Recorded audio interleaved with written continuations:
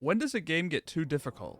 Well, it depends. Some games are just mechanically difficult, some are just artificially difficult, and some are just, that.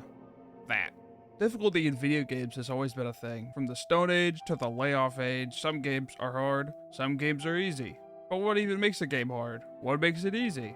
Anything in life can be hard, like getting a or anything can be easy if you're good enough at it. That's why it can be hard to discern if something is even difficult or if you just suck. That's why I made a new form of measurement, the absurd scale. Here at the easy side, we see Animal Crossing New Leaf, easiest game ever made. And here on the absurd side, we have Ghosts and Goblins. There's a lot of variety when it comes down to what makes a game hard, so we're gonna have to start with breaking it down a little bit. Every game has some sort of mechanical difficulty in it, whether it's how precise the jumping is from one platform to another, to something as specific as doing a combo in a fighting game. It's always there, bouncing like a piece of wood on a small rock. Some of it isn't even intentional. The game just sucks. If jumping from one platform to another feels like going through the wheel of samsara, there's a problem. Taking a difficult platformer like Celeste, the controls are perfectly fine. It feels good enough to go up, down, dash up, and that's not an issue. The difficulty is in landing on and jumping from the platforms itself. All mechanical difficulty is from the hands of the player and how it interacts with a game system. Games with notoriously long combos that take hours and just hours of practicing and matches upon matches of failure over and over again just so you can be above average can be taken away with one simple change. Look, I'm a gamer now too. There's a good chunk of games that are difficult by making the controls harder. Classic PewDiePie rage games like QWOP. Sometimes difficulty all comes from the developer deciding they just hate the player. Just by adding some sort of weird input or just sticking with bad controls can make Stardew Valley into Cat Mario. And then you can go back and say it was intentional, that you're a genius. But sometimes it isn't even about the controls being hard or easy. Sometimes it's just how they're used. Some games end up being easy to learn, hard to master. Mostly online games, League of Legends, Rocket League. The controls are pretty basic, but on the highest level these controls make things harder. All of this matters with mechanical difficulty, of course. It all plays it. But I'm sure when everyone thinks of a popular difficult game, everyone thinks of one single game. Kirby's Epic Yarn. Miserable on purpose, or on accident, you gotta decide that yourself. We'll never actually know until we inspect some brains. Every one of the Souls games are just the basic go-to hard games in people's mind. Why? Well, mechanically, almost all the games are super straightforward. Some games have controls that are a little bit worse, but in the end it's roll, stab, and sometimes even get the jump. All but one. These are what I consider true difficult games. This is how the game interacts back with the player. Things like how much things hurt. See this crazy looking plane? Arrows raining from the sky. You can't get whatever you want. It's always something to ruin your day, with true intent. All games have some level of difficulty in them. How large your health bar is, how much damage you do, how much damage you do to things, how much they do to you. Things like spikes in platforms, or how much experience you even get from an enemy. It's all out of your control. For platformers like Celeste, you only get one hit before you have to reset the area.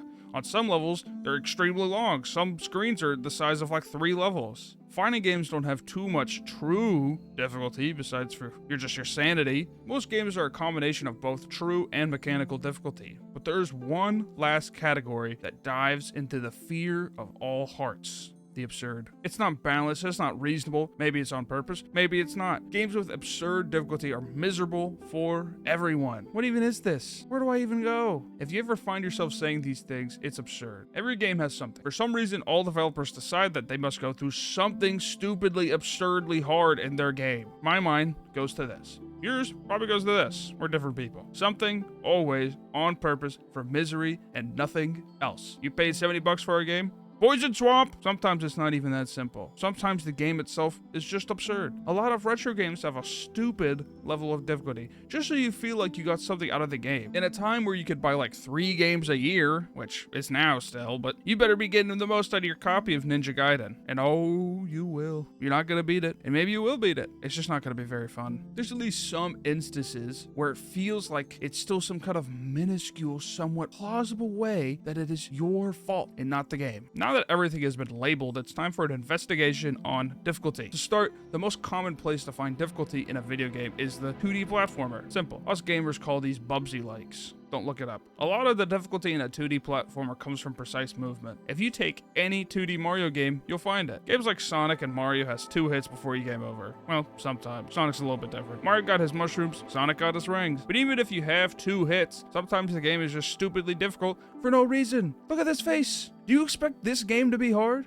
This man's game? Well, yeah, it is. It really is. Something must have been going on in the air in England, because Donkey Kong Country is where nobodies become true gamers. In Donkey Kong Country 2, Retcon Kong's Quest, you'll be tested. You will suffer. You will feel the battlefield where real men become warriors. Or anyone in between, I don't really judge. What I do judge is this game. Someone was angry, and they wanted to take it out on some little kid who just got it as his new birthday present. Let's start with the basics. The controls are fine, but this game is a perfect game that shows off the balance between mechanical and true. Well, 90% of these games do, but the enemy placements are in a perfect place to just pork you. Between jumps, under jumps, on blind spots, you just can't see them. It's fine. I mean, it's pretty normal too. The real problem is Retcon Kong is so much worse than Dixie. At least that's how I feel, and I mean to a point where it bothers me. Why even have you as the main character? You suck! Can't attack midair, which means no getting more distance on a hard jump, and the only benefit is that you, roll further. Who uses the roll? Everyone, really. Everyone but me? Really, this is how most people play? You're obviously supposed to be either throwing your other Kong to beat everything, or either the items around you, otherwise you just Mario them.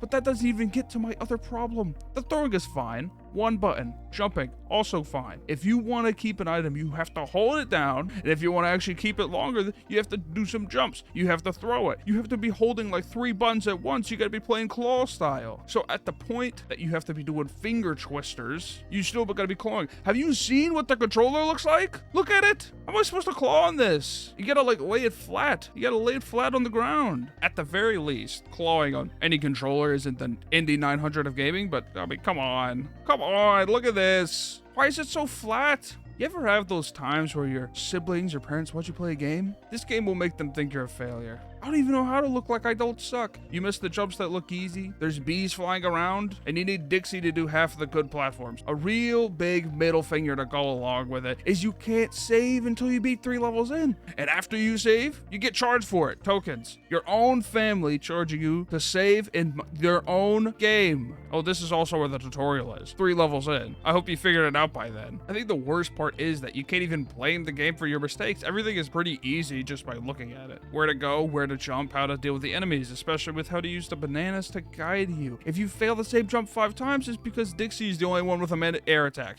Oh, and you think that's all done with the apes? Wrong. The first game's just as bad.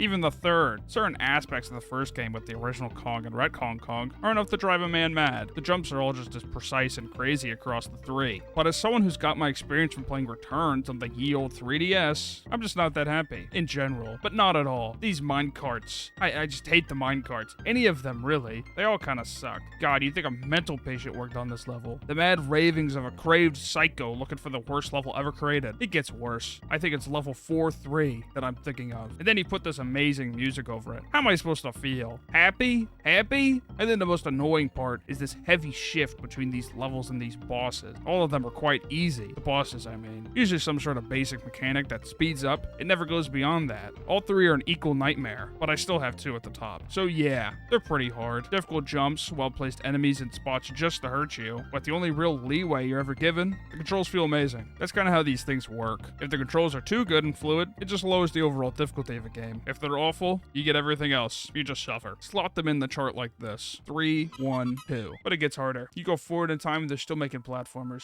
Games like Celeste, which have a way simpler control scheme of just dash and move, which makes sense with the origin of the game. Mechanically, it's just not that deep. You either make the jumps and dashes or you don't. There's an enemies placed throughout the level, just hazards. All of the difficulty completely on the devs. Platformers feel more like puzzle that you solve. Sometimes you are rushed to solve them, but most of the time you're not in that much of a hurry. How do I get from one side to the screen to the other? But devs decided to put spikes on the wall, spikes on the floor, spikes on the floating platform, spikes where you're landing, spikes in your house. What am I supposed to do with this? Why would anyone even bother to climb this mountain? I know there's some deep esoteric messaging behind the game, but why does that have to affect the difficulty? This game will make you feel like an idiot. But weirdly enough, it really doesn't make me that mad. I guess it has to do with the feeling. It's mostly my fault anyway. There's only 4 buttons? The base game is only one side of it, literally. Collecting cassettes within the game unlocks extra levels, which vary in difficulty, but I do do believe the C side is considered the hell one. Outside of C sides, B sides, and A sides, you have other challenges, which don't change the difficulty an extreme amount, but add more challenge, if you could guess. Strawberries, you collect them, and it looks pretty good on your resume. You may be wondering what the lack of an A, B, and C side are in the footage anyway. Answer's this. Just slot it in around here. That's all it is. There's just something about indie games and just misery. It must be some sort of secret code to make your games hard. Or it's not the kind of difficulty that'll break your screen. At most, you have a little desk slap or a leg slap, but that's as far as it'll go. This game is actually really matches the retro feel of such a high level of true difficulty. Little to no tools, you get what you get from the start. If you suck, you just have to get better at the game. My only actual problem with the game is it's kind of a game you have to marathon. You put it down and come back and you'll just never be able to play it again. Either finish it or don't. That really comes down to how the feel for these games levels work. A lot of games with simple controls and a lower level of mechanical difficulty, input has a high level in-game difficulty. Trying to get a feel for the system and how to operate with it's nearly impossible if you're already halfway through in Rusty. Difficulty only ever goes up in a straight line, never goes back down. You have to fail tens of times per screen. The feeling of finally getting past it's like getting a beer on a Friday night. A lot of these games are just like, now what happens if you smack a blaster onto the character's arm? It just gets harder. I think you get the point. Games like Mega Man, Metroid, Castlevania, they're retro. You gotta jump, you gotta shoot. What is probably the most popular form of a difficult video game, the Mega Cup story. You know the difference between these two games, right? There's a girl in that one. Everyone knows Mega Man is hard, mostly for a lot of the same reasons a game like Donkey Kong or Celeste is hard. Specifically starting with Mega Man 2. Why 2? I don't know, I just kind of picked one. Oh my god. My eyes, man. A new level of difficulty I forgot to actually mention. Where the game is just hard to look at. Who designed this level? Were they not thinking? Were they not watching the screen? Mega Man 2 is the perfect example of what a retro difficulty is actually like. You know, it's old, but it's a completely different type of difficulty from Donkey Kong or even Celeste. Trial and error. Grail, get it off of me. These stupid things are just hugging me to death over and over again. Spikes on the roof, underwater gravity. Who am I supposed to be? Neil Armstrong? Boot up a stage and throw your head at it over and over again until you may eventually get far enough to just die at the boss anyway. The controls are super simple. Jump and shoot. But these platforms are so small. I need a damn magnifying glass for some of these. Respawning enemies that want to hug you to death, jumps that feel impossible. It's got it all. You could lock yourself in a room like a monk for 1,000 years and you'll still just never figure the game out. Only thing in the entire game that's not against you is the music. The game was made with the same helpful, hateful intent of Retcon Kong. The game is simple to a point where it feels like it's your fault. Missing jumps, dying to enemies, it's all you. Who else could it possibly be? There's only one real part of mechanical difficulty, platforming and shooting without falling off. I mean, there is a small thing outside of that, just a tiny thing. Why can you not shoot up? Why can you not shoot up? The enemies are above me. The enemy's right there. The doctor's supposed to be a genius and his robots can't even shoot up. Grab the bot. Mega Man's a failure. You forgot the looking up module. Even Cuphead can look up. He's a cup. Outside of that, the controls are fine, but sometimes the controls just aren't really as tight as the later SNES title, but that's to be expected, but not accepted. It only makes things much worse. Mega Man and all really Mega Cup story games are truly difficult, all on the developer side, and because of that, it almost feels absurd at times how hard the games can be. Although the levels have specific gimmicks, Bubble Man gives you permanent eye damage, and Quick Man, you just gotta go fast. The enemy placements within the stage feel like they're purposefully made to make you suffer. Specifically with the Airman stage, you get these tiny ass platforms and they keep throwing these things at me. I don't even know what to do anymore. But you have to keep booting the same stage over and over again until you eventually go insane. And at the very least, you get one thing. You still get the music. It's straightforward and goes near the absolute absurd level of difficulty and requires the old retro style of just toughing it out. It at the very least is going above the Kong twins on the scale, right under Celeste, but it gets even harder. Mega Man X takes all the absurdity of the originals but adds better controls. More mechanics to save yourself and these. Even with more tools like the wall jumps and the tighter controls, it still somehow got harder. At some point, you wonder how much is just making it a good game and how much is just making it difficult for difficulty's sake. Emphasis on the first part. Game is still fun, but just like all the other games I've talked about, you know, makes you want to jump off a bridge. It's still really fun for me to play. The music's great. Controls feel amazing compared to older games, and the graphics are beautiful. There's only one issue.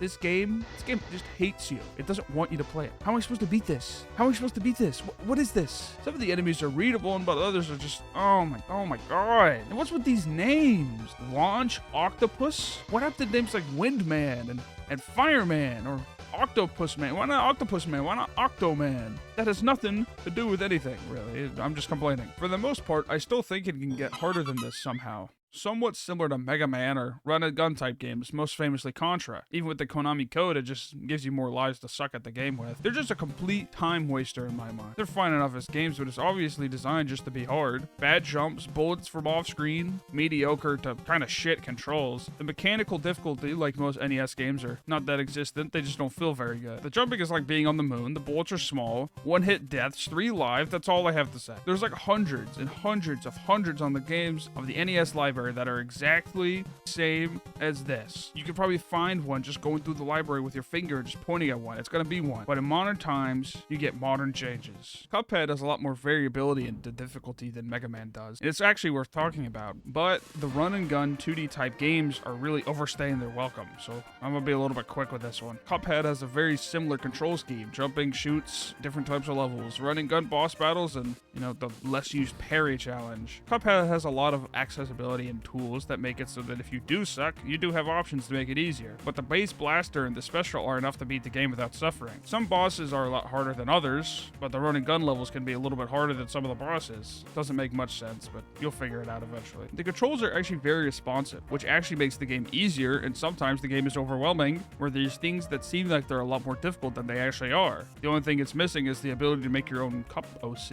Here's mine. But because as a full game, it has a lot of easier moments and levels, it just has to go below both of them. You know what sucks? There's so many of these types of games that it's 90% of the list, but we at least got one more. Are you enjoying this video? No? Well, subscribe. It's the only thing I have left to give me joy.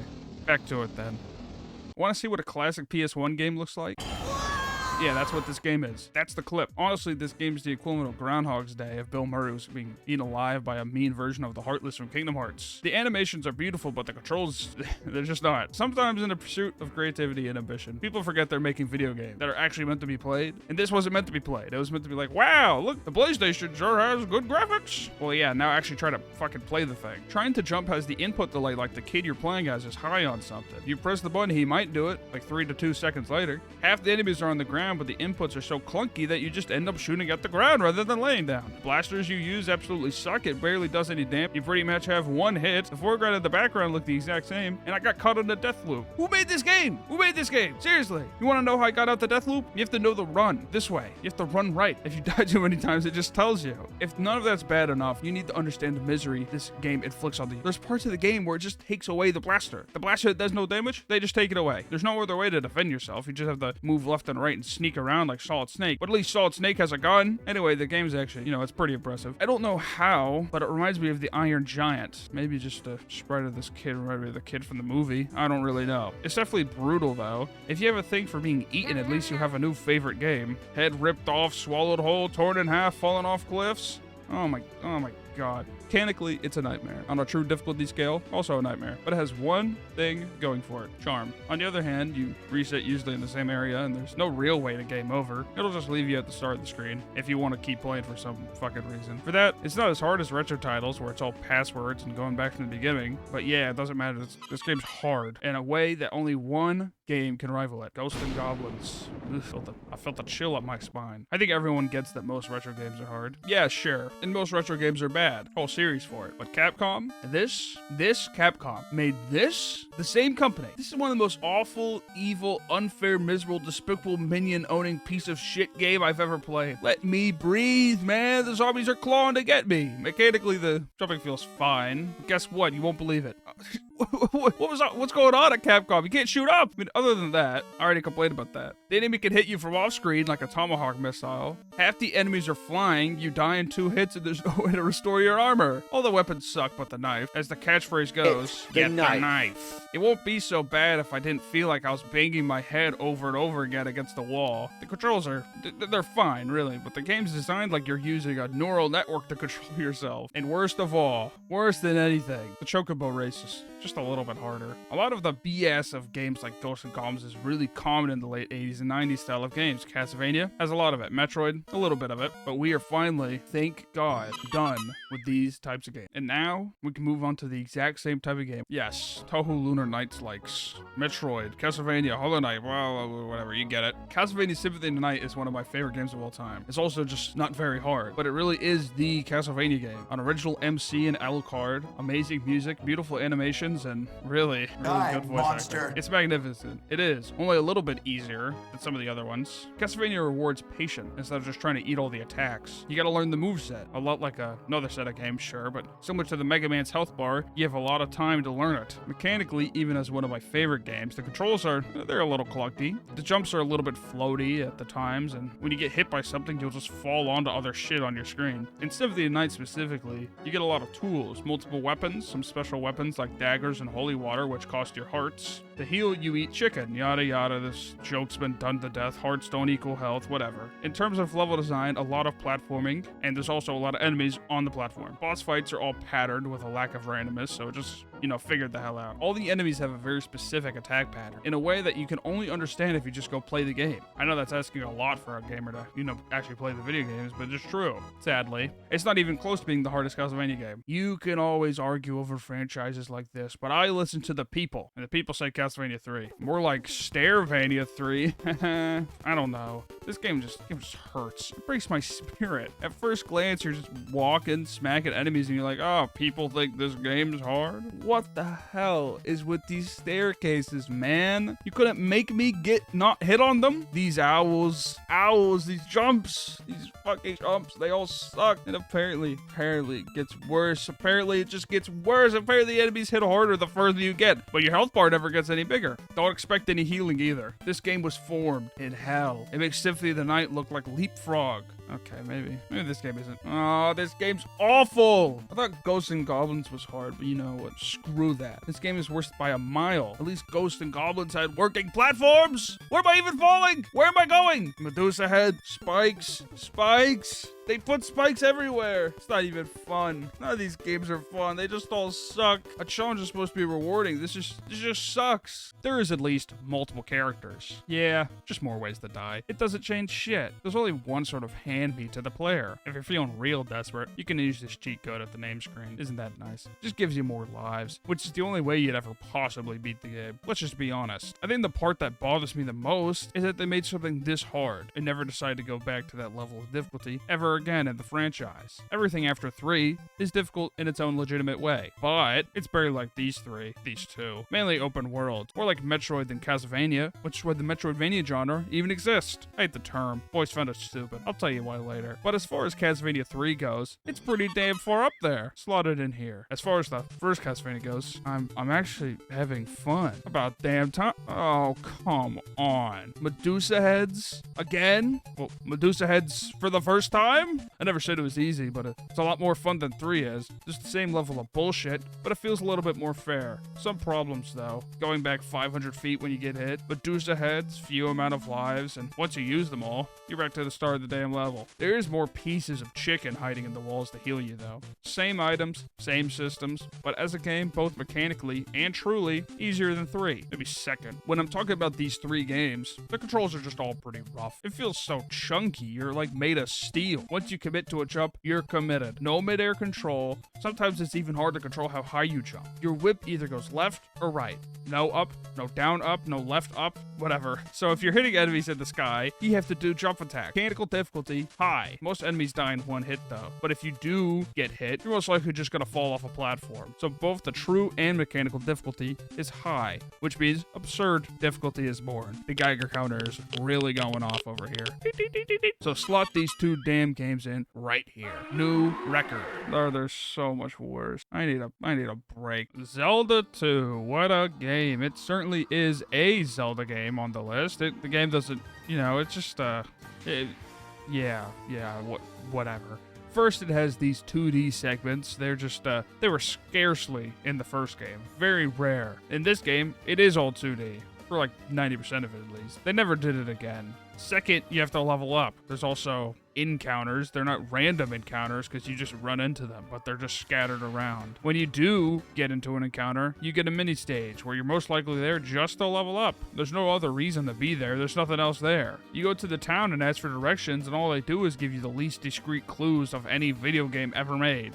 Get the candle so you can see in the cave. Only a hammer can break a big rock. Use your sword to slay the enemies. All the houses have bad proportions. Affects nothing, actually. But it being 2D and the combat does affect a lot. It's just odd. Very odd. 2D dungeon, Parappa the Rapper Palace. Got these little flushed away rats trying to shank you. They go down in one hit. You waddle about. Everything's easy. And then you meet this guy.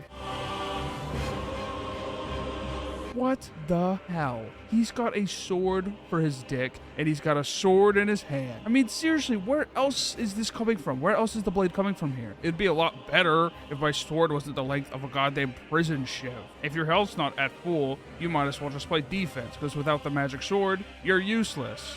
I guess Link's sword has never been that long, but something about it in this game feels a lot shorter than usual. In terms of awful enemies, these abominations, I don't know. Attack patterns, whatever, it doesn't matter. You'd have to become an NES controller to play well enough to dodge this bullshit. If all that's not bad enough, every time you die, the game tries to give you a seizure. I don't even think I can. I don't know if I could show this. I actually don't know if I can show this. You only get 3 lives too. You waste them all. You go all the way back to the starting place and get to say hi to Zelda again. Now Ganon will destroy the universe. The controls fall in this really strange line between abhorrently awful and a little bit smooth. I know it's strange to say for a Zelda game, but I think there's a bit of a great wall to climb over for mostly just for blocking. A lot of the true difficulty of this game is a mix of these weird enemies being difficult and just being kind of lost. You're not lost in a way to go, you're lost in well, whatever this whole thing's about. I genuinely could not tell a single difference with leveled up health versus non-leveled up health, but you can tell a difference with a heart container, so what's the point? It'd be better just to spam all your levels in the damage,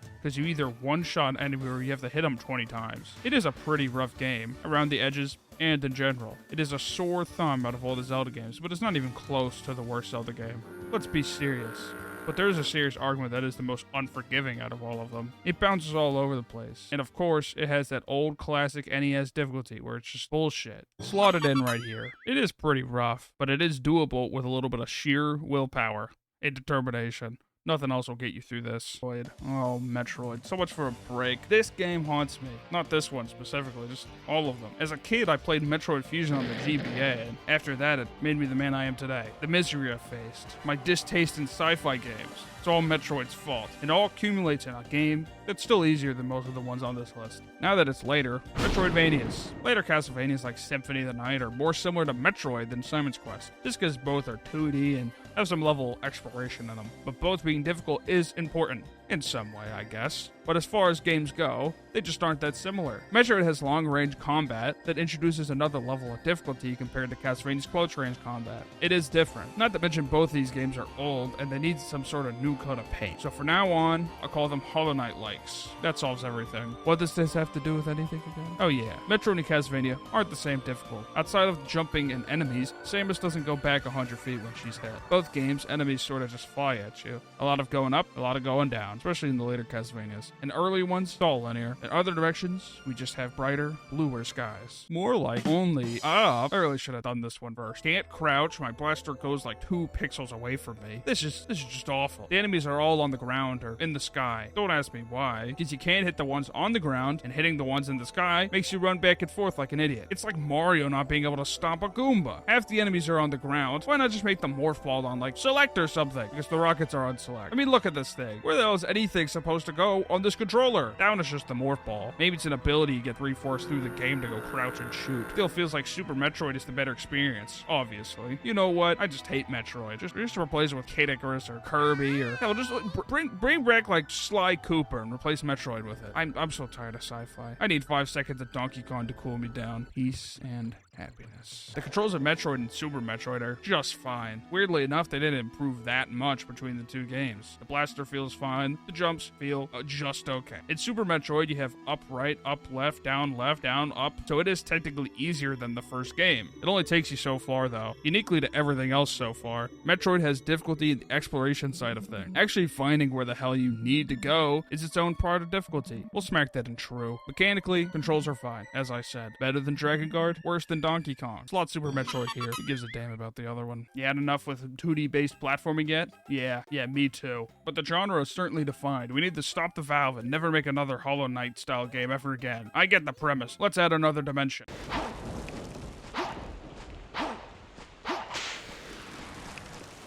Never mind, let's just keep it 2D. I've talked a lot about games that are pretty balanced between mechanical and true difficulty. Usually further on the true difficulty scale, sure. So what happens if you throw some gambling in there? Mega Man, skill. Metroid, skill. Castlevania 3, skill. You add another element of randomness and now you just got a piece of difficulty that's just out of your control. You think that Hades only gets easier the more upgrades you lock. The boons are completely random, with only a few items that have the ability to control which one you start with, but not most of the run of itself. One good boon is the difference between reaching the final boss, Hades, and not getting to the first one. On the other hand, you have multiple weapons, multiple upgrades, items that revive you, the ability to swap charms during a run, and the more you play, the more tools you get. The difficulty of the enemies and the bosses goes up, but the amount of things that you have to actually defeat said enemies and bosses also goes up with it. So the difficulty actually just levels itself out. There's also a lot of accessibility in this game. I'm pretty sure there's literally a god mode. Sacrifice of making a story game. Isaac is a little bit harder for different reasons. Same amount of tools, same growing difficulty the more runs you complete. Both games have a level of knowledge you have to actually have to make it easier for yourself. And while Hades has a few boons, Isaac has enough items to fill Gilgamesh's vault. But neither game is really breaking the difficulty barrier like Ghosts and Goblins. You can learn nothing, no attack patterns, no knowledge about items, and eventually you will probably just finish a run out of pure luck and how good your boons are. They're certainly not easy, Binding of Isaac a little bit harder than Hades. Now finally, thank God we are away from platformers and shooting type game, and we're moving onto the genre of kings. Parry god genre. I don't even know if you knew that was a thing. Sifu and Sekiro are just as balanced as other games I've mentioned. Now most people, include myself, think Sekiro is like climbing a vertical mountain, but almost like every single game on this list, the experience with the game actually matters a lot. Some games will stay hard, Ghosts and Goblins is just a bad game, but Sifu and Sekiro are extremely similar in regard. You have a poise bar that fills up based on your player damage, especially focused towards missing your parry. These are 100% based off your own skill. Some of the parries somewhat hard, but the timing is just never going to really change that much. Sekiro has a better window, mostly because the majority of enemies, besides for a special few,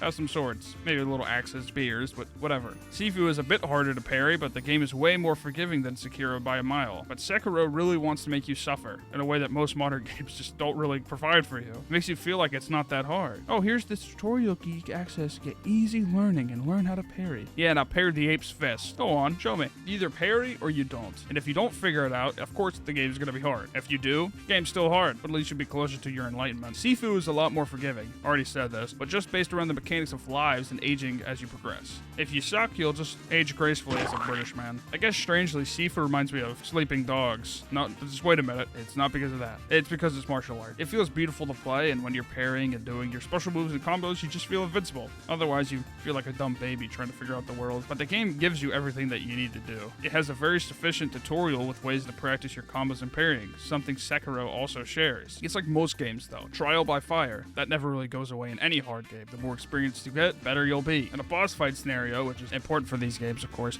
there's an attack pattern you can learn. There's an attack pattern to everything. Bosses start doing simple slashes. I saw all the bosses have some sort of mechanic, gets around half health and goes into hyper mode of some kind. That's like 50-50. And then they'll pull out a random move you haven't seen before and then just fucking kill you. And then you gotta repeat it again. Though in reality, there is some whale-breaking boss fights in Sekiro. A lot more than other Souls-like, that's for sure. I personally don't spoil late-game boss fights, no matter how old it is, so if you know, you know. Overall, Sifu is slightly easier than Sekiro, but they almost have the exact same challenge, so it just kind of balances out. Both games give plenty of tools to lower the difficulty for yourself, and plenty of ways to improve without throwing yourself off a cliff, just hoping you could fly. There's still nowhere near as miserable as games like Ghosts and Goblins, which makes Sifu and Sekiro right above Celeste. It's not absurd, but it's a challenge for most of the majority of people. Now, outside of that, you have glorious masterpieces of game. Elden Ring is a beautiful piece of art. Took me a while to actually understand why anyone liked it. For me, its enjoyment is completely different than the box standard "it's hard so good" motivation some people have. It's the mystic and wonder of exploring this huge open world with some really good bosses just scattered around, some easy ones and some, oh my god, why are the fucking twin golems here? Why are the twin golems problems here. Elden Ring can be hard sometimes, but the fact is, an open world and so many weapons and tools and types of magic, different pathways, you're never locked into beating someone at a certain point. You can always just go somewhere else. Don't want to fight the tree sentinel? Just go around it, literally. It's honestly the perfect way to improve upon the older format of games. Some people hate catering to newer players or catering to players that can only play Kirby's Epic Yarn,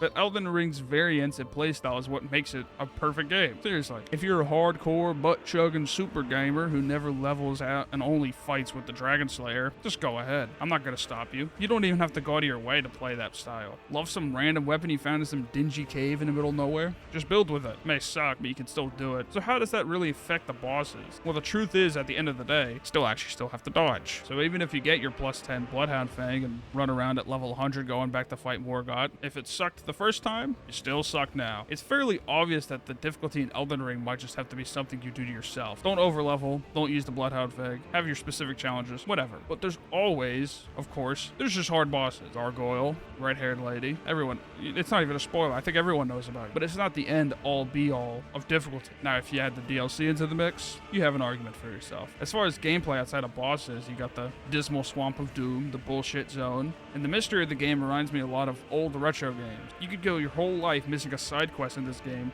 that you'll just end up revisiting. Whole dungeons or castles that you've never seen, boss fights you'll never find. It never really tries to hold your hand. Outside of the main story, it's a do whatever you want, be free kind of game, similar to Breath of the Wild. That freedom will always add more difficulty though, just by keeping the player in the dark about certain things, and of course, the fact that you can wander into zones that are just way above your difficulty level. So what happens when you just take all of that away? You just get paid. You know what's awesome about Dark Souls 1? Exploring isn't really fun or some optional mystic thing. It's all you have to do. It's all there is. For anyone who's just starting to play the game for the first time, you'll probably find the first bell. I really hope so. It's kind of just like a straight shot. As for Blighttown, good fucking luck. Good luck. Seriously, just pick the Master Key. Move on with your life. There's a lot of options on what you could do. Capra Demon? I wouldn't. Moonlit Butterfly? I don't know. It's kind of boring. Hydra? I wouldn't go that way either. Okay, so where should I go? I can't go this way, can't go that way. Well, you can't go down here, you'll just die. Don't even bother. Just go to Blighttown. Then what? Yeah, that's what I thought. There's no fun. There's nothing to be had here. Any of the whimsy of discovering a new enemy only leads to just being dead. Mystic Forest Knight? Yeah, they're pretty weak. They also could just trap you in a light like the fucking Gotenks! Little goblins that shoot toxic darts at you. Rest of the area is all poison. You can't clear the toxin, but you can't clear the poison with the only thing that any of the fucking enemies drop.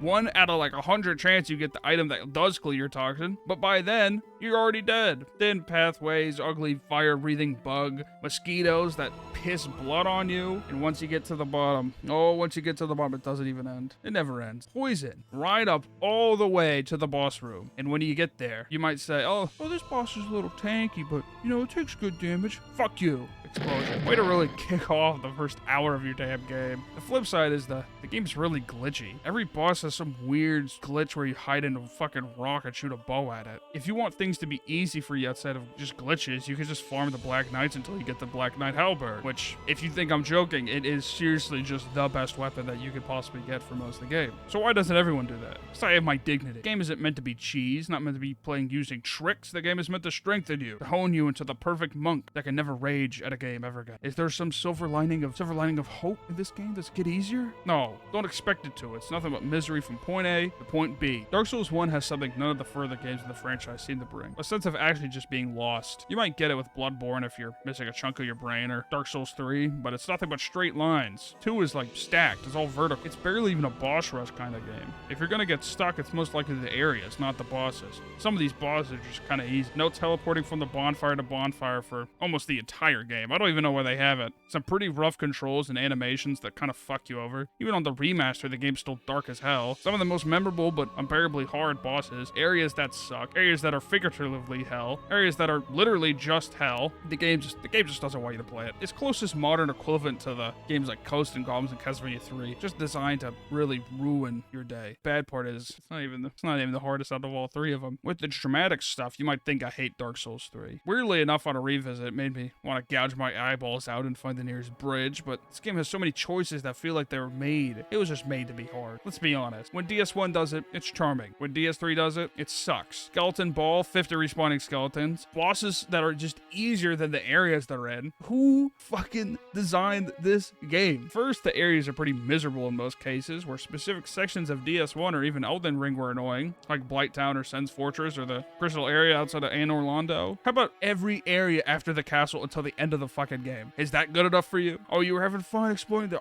expertly crafted world full of hidden secrets. Chapel with a giant slams you when you try to explore. People that hug you and explode. Unfriendly onions. Then you have the Bone Zone. Oh, the Bone Zone. The Poison Swamp isn't even nearly as bad as Blighttown or even that Scarlet Rot area in the depths of hell. You'll die more times in these tight, awful, fucking linear hallways like I'm playing Final Fantasy 13 than you will to the boss. For some reason between games, they felt like every enemy just might have a halberd or a whip that hits you from a mile away, or a giant fucking maze. Most of the enemies in DS1 were slow, like the Black Knight. Not anymore. They're all on speed. And then you see what they have to show you for this abysmal area. And it's the easiest thing you've fought in your life. Deacons of the Deep. Deacons of the Deep. After this, let's chill out a little bit. So yeah, areas are linear, nothing to see. They're filled to the brim with enemies. It's kind of like they just pressed the spawn button and just spammed it over and over again. You get a lot of things back for this. Restoring Estus Flask, restoring health, teleporting unlocked at the beginning of the game, thank God. More weapons mean there's more builds, more playstyles, and there's also, of course, a very overpowered weapon at the very start of the game. Yeah. Now, classic. Now, for me, specifically, I use the Lothric Knight Straight-Sword. Give me a baseline weapon I can sort of work with all of these paths with. I mainly wanted to do something faith related since I've never messed with it, but if you've played the game before, you know faith is a plateau, mostly flat, and then out of nowhere, you get your investment back. The first couple hours of building a faith build are just raising it like an investment that never pays off. It only comes in like halfway through, and by the time you're there, you can already, just use the sword. With some more game knowledge on spells and spellbooks to give to vendors, it can be a little bit easier to do a more interesting build. But in the long haul, if you really just want to play without thinking, just find a weapon that feels good and build with it. You can say that about all the games, but there's more weapons in this one to play around with. The boss fights in Dark Souls 3 are kind of what takes the cake. I promise not to spoil any boss fights, it's against my gamer mantra. Signed, sealed, delivered by the Gamer Association of Earth, which I am a member of. So I won't. So here's just Deacons of the Deep again. For some reason, after Dark Souls 1 and Sekiro's revisits, while also experiencing the misery of Castlevania 3, I entered an enlightened state of whatever, enough with rambling. I just didn't struggle as much as normal. Usually 2 attempts per boss until you enter Nocturne's much more attractive older cousin. When we get back to Dark Souls 2, you might as well just die. People flip-flop on this game so much, mostly because you're not gonna like what I'm about to say. Just listen to me for a second. By the time the first game came out and it got its popularity later in its lifespan, not that late, YouTubers started picking up on its difficulty. And even at the time, it was just a unique game compared to the slop of military shooters. After it, they realized people just liked the difficulty, and barely anyone peeled back and looked at the deep lore they put so much effort in. And it just turned into, wow, this game is so hard. So how do you sell it? Just make it harder. And do it again, and do it again, and do it again. Okay, so now make something interesting again. 2 has nothing to do with anything. You know a game is good when, yeah, the DLC is really holding it together. I don't really feel any sort of hate or love towards it. The animations are strange. Things feel kind of fluid in a way that reaches back and smacks itself in the face. The game itself is pretty, graphically, but some of the in-game systems are just a little bit weird. Life gems, human idols. The hollowing system is different now. Your health goes down more and more until 50%, and then you just have to quit and go play something else. So they achieved their goal. They gave everyone what they wanted. It's harder. So what's wrong with it? Maybe it's the game, but people love an ugly duckling. So now people like the game again. Give it 3 years, people are gonna hate it again. 3 followed the same formula, but got rid of the experimentation. Little to no exploration, no hollowing. Embers are just a buff, while the human idols are a requirement in 90% of the game. The first one will always, and always have my heart. But all 3 are difficult in something else entirely. One has pretty rough controls and a sense of being lost, which is kind of like Metroid, but I'm not going to say that. Difficult, but more annoying than difficult boss fights. And of course, hard areas. In return, you get the, Black Knight Halberg, I guess. 3 has the best controls, as well as the most leeway to the player. Restoring Estises, Embers are buffs, but there is no hollowing. There's still no exploration. Of course there's not. But the bosses at the end of each area feel like they get incrementally harder until you just reach the wall. More similar to 2 than 1, so at that point, it's just whatever game you like more. But you can get arguably the hardest bosses out of the 3 games. And the DLC and the base game are equally enjoyable. I guess that's rare. Just like the first, but, that's all on opinion. So with that logic, it's, personal preference. Let's just slot it in like that. That works. It's off the beaten path, but there is one thing I have to say about all these games. They're just like, they're a little bit funny. There's a lot of bullshit. Horrible areas that you have to slog through. Some bosses that feel like the more you fight them, the less you get progress. But there's something that you just sometimes have to lack. Well, more like be astonished on why someone would purposely make the game. There's just comedic level of timing, weird design choices that boggle your mind. No, there didn't need to be a gremlin that shoots toxic darts at you, but there is. Area that could have been easy to explore and have fun in. Giant bull that does everything in its power to kill you. Magical underground city with dominatrix woman whipping you to death. Magic ball that follows you around. The thing will literally peek around corners. Who designed this thing? But charm means nothing when it comes to difficulty. If I wanted to be charmed, I'd play Animal Crossing. We're elite gamers. Elite. With all that, you think there's nothing else, but there's a couple games that still cross my mind. Breath of the Wild is a once-in-a-generation type of game. For a time, there is not a single game like it. That mix between a hardcore game style of breaking weaponry, difficult for Zelda game at least, enemies, and a sense of freedom. There was no real story. It was optional, but it was there, and it was a little bit for Zelda still, deeper than average. No required dungeons, no required anything, really. The player is the ultimate variable of the game. You have a massive tool belt full of weaponry, abilities. You can just go around and stock up on hearts without even being locked out of any of it. You're given a lot, but if you're coming in fresh from a former Zelda experience like, well, this, it's going to be a 180 flip. But just like other games like this, the amount you're given bounces all over the place. Someone who's exploring every nook and cranny of the map is obviously going to struggle less. But then you can also run into harder and harder enemies and harder areas, harder everything. The controls obviously are great. You'd expect it from a game this recent. Most enemies aren't that difficult. Since it's a 3D Zelda game, there's some level of skill involved to dodge or use a shield. That's when you get the flurry rush. On the other side of combat, you have multiple ways of dealing with one situation. Bombs, smashing, stealth archer, or just fighting them head on. It doesn't matter. Before you get the Master Sword, you're stuck using a variety of weapons that all eventually will break, which falls under a true sense of difficulty, of course, since it's artificial. Honestly, the game isn't that difficult. Zelda 2 is harder, but it's not the same kind. Comparing it to other exploration-based games I've talked about, like Elden Ring is obviously going to be the harder game. It's advertised as such. That just goes with the difference in your toolkit and overall the game structure. Breath of the Wild isn't really about being hard. You will die a lot, but it isn't the shitty jumps or overtly difficult bosses. It'll most likely to be,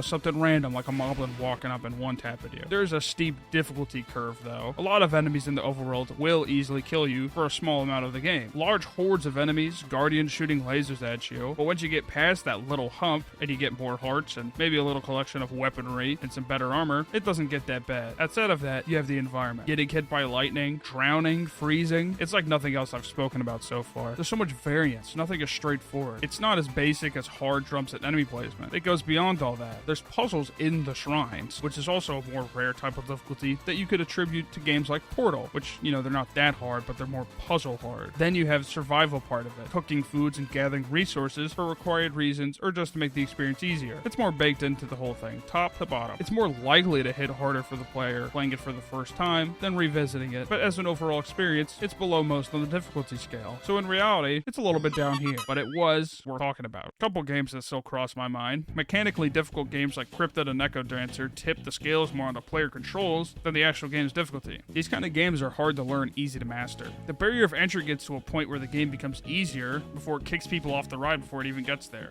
In Cryptid and Necro Dancer, specifically, you have to maintain the rhythm of the music that's playing in the background. While playing it, you have to move between these tiles to the beats of the song. More of a metronome than a 6/8 polyrhythm sort of thing, with the goal being to clear a floor while trying to keep the rhythm of the game. You can't stand still or you lose your gold multiplier. And enemies that attack with the rules of beats. Some every beat, some every 2 beats. If you know music, it's just stuff like that. It's pretty obvious why this game is considered difficult to actually start and pick up and play. In my own time, I found that once you learn the whole rhythm aspect, then you gotta actually learn attack patterns. And with only 3 hits to start and a pretty low range of weapons to start off with, you'll fail a lot more than you even get close to succeeding. Like most games though, it has a bunch of tools and the handyman tool belt. You get some higher range weapons like the overpowered spear, which could just hit from 2 blocks away, some armor, some characters with specific gimmicks, just the classics. Even if the skill's tipped on player controls for most of its difficulty, the true difficulty side is still waiting there to balance the other side. Then you get into the artificial difficulty.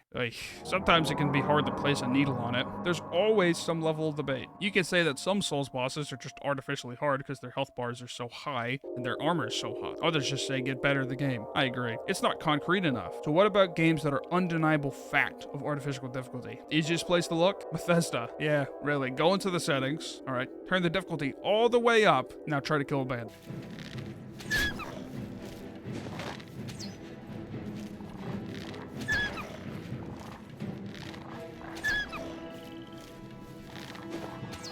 Have fun. So that's the list. We found the hardest game ever.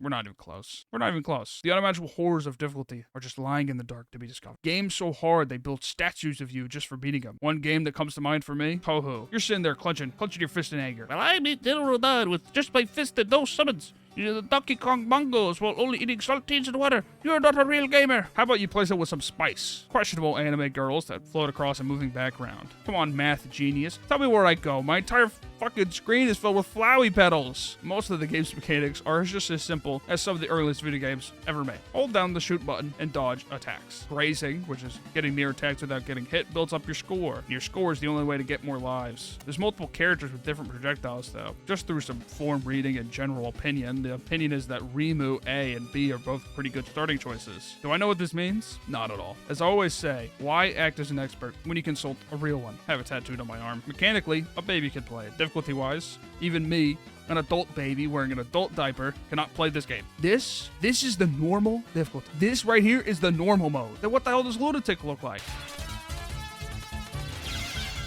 Oh, Lunatic is right. I'd have to be downright crazy to play this. It says it right there in the bad translation. I mean, come on. Is this really the end-all, be-all of difficulty? You know what? Why not?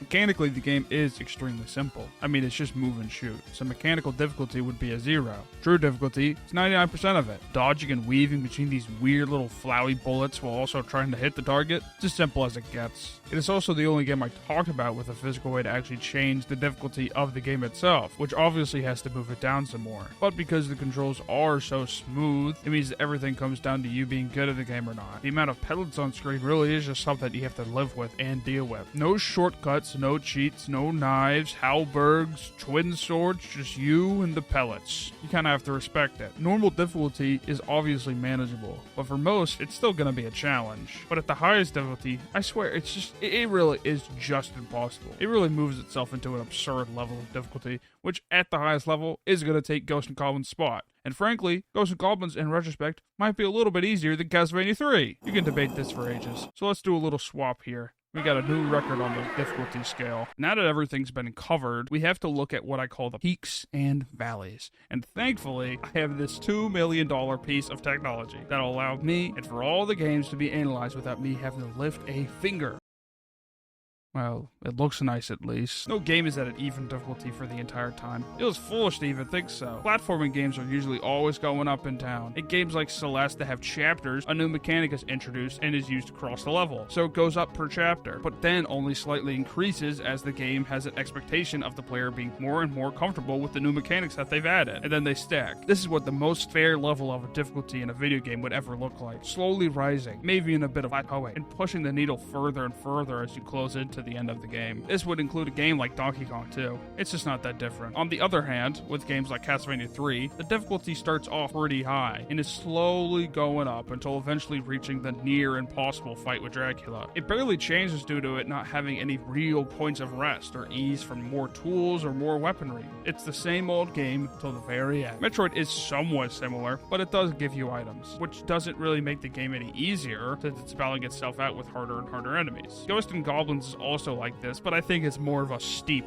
curve, of course. It's almost like straight up. An exact opposite would be Mega Man, which bounces all over the place due to it having stages, being all up to player choice. You can actually pick harder stages, maybe like Quick Man, where you will hopefully be rewarded with a better power-up than you would with another stage, which makes the rest of the game a little bit easier. But you're also choosing a starting point and bouncing up and down from it, making it totally random. But logically, it should be getting easier the more stages you beat. An opposite of something like this would be Sekiro, which starts off quite simple, almost like some sort of trick for the player. From the start, it holds your hand on this new mechanic, parrying. It is the only mechanic. And once it gives you a little bit of a practice run, there it goes. It never comes back down. Getting used to parrying is only half the battle anyway. Then you have to get used to the pattern of boss fights, maybe even collecting ninja tools, so once you're over the initial hump, it'll slowly get more difficult until it reaches its peak, and then the game just ends. Breath of the Wild is the opposite of this. Once you're over the peak, it gets easier. With such a large tool belt and variety of options, it's only getting easier over time. time, so it's only going down a little bit. It may be only ever even more different, depending on the level of exploration and shrines that the player decides to do. The Souls-likes outside of Sekiro and Elden Ring, of course, or where things get a little bit messy. For Dark Souls 1 through 3, most of them steadily go up, but certain bosses are significantly easier than other ones. If you add things like the Ice Rapier, the Black Halberd, or the Two Swords, it's objectively going to go down overall. But the bosses don't ever change. Certain bosses are almost like walls. They require a lot more effort than others to get around, which causes greater spikes on the little slope up. Elden Ring is where things get worse and worse for the scale, to the point where the machine starts going haywire. Somewhat like Breath of the Wild, its openness allows the player to go in any direction, but Breath of the Wild doesn't have these twin gargoyles at the end of an exploration. It's just a chest or some rupees, or a shrine. Because you randomly wander into harder zones, it's almost as varied as a game like Mega Man. The level of openness makes it so hard to pin down, it's nearly impossible. But not for me and the $2 million machine. Look at it go! This kind of randomness is similar to Hades, or Isaac, due to the level of variability from player to player and run to run. Games like Cryptid and Necrodancer only really level out, similar to Sekiro, due to it being mechanically driven to a large degree. But once the user learns how to stay in time with the beat, the game returns with some harder enemies with some more difficult, complex rhythm patterns that they have attached to them, which makes the difficulty even itself out in a way, almost like a flat line. Then you get Touhou, which it's so damn steep, it might as well just be a rock face. Specifically for the Maniac difficulty. At normal difficulty, it is as steep as Ghosts and Goblins, but unlike Ghosts and Goblins, there is no knife or cheat weapons or